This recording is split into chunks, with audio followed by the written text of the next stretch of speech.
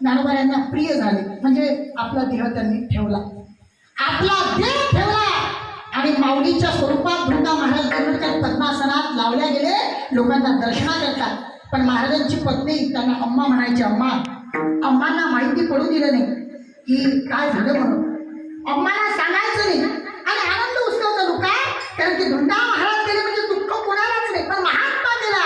पण सर्वांच्या मुखात ज्ञानोबा तुकाराम हजारो विना गरजत होते धुंडा महाराजांच्या मठात. आणि धुंडा महाराज पद्मासनात भगवंताच्या स्वरूपात विलीन झालेले आणि बायकोला म्हणजे अम्माला सांगायचं नाही. आणि अम्माला असं वाटलं की महाराजांचं प्रवचन चालू होणार आहे, आता दिंडे आलेलं आणि अम्मा महाराज आरशाच्या समोर आपल्या भिंगात कुंकू भरत होत्या आणि कपाळाला कुंकू लावत होत्या. सौभाग्याचं लेणं का आमचे धुंडा महाराज आता लगेच ज्ञानेश्वरीचं प्रवचन करणार, पण अम्माला करू दिलं नाही. पण जेव्हा तदनंतर अम्माला कळालं की महाराज राहिले नाही, अम्मा रडली नाही. महाराज अम्मा गेली आणि सर्वांना वाटलं आता कसं होईल, आकांत होईल, आराम होईल, कशा रडतील अम्मा. अम्मा हसत हसत गेली आणि सद्गुरू श्री धुंडा महाराजांच्या चरणावर नतमस्तक झाली. आणि जशी नतमस्तक झाली तसा अम्मानेही देह सोडून दिला. महाराज एक ती घटना आणि एक आपली पत्नी गेली आणि 11वी झाली आणि 10:30ला देह ठेवला. हे दुसरी घटना घडवली.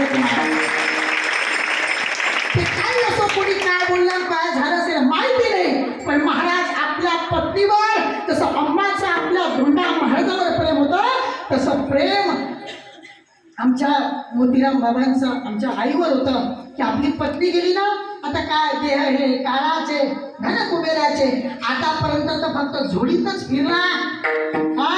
वाटलं असेल लय बॅट बॅलेन्स अशी लय जमा केली असतील. आता राजकारणी माणूस आहे, घ्याच लागतात, राजकारण तसं चालत नाहीच बा. पण महाराज तुम्हाला सांगतो, अरे झोडी तर सोबत घेऊन गेला नाही, जे झोडी लटकून ठेवली होती ना ती दुसऱ्याला दान करून गेला. तिचा तो घेऊन जाता तुम्ही ज्याला करायचं त्याला कळलं मला काय बोलायचं. असं हे व्यक्तिमत्व म्हणजे मोतीराम गंगारामजी खवले आणि त्यांच्या वैकुंठ सोहळ्याच्या निमित्तानं हा सप्ताह या ठिकाणी चालू आहे. आधी आनंद दिला आणि आजही आनंद देतात. आणि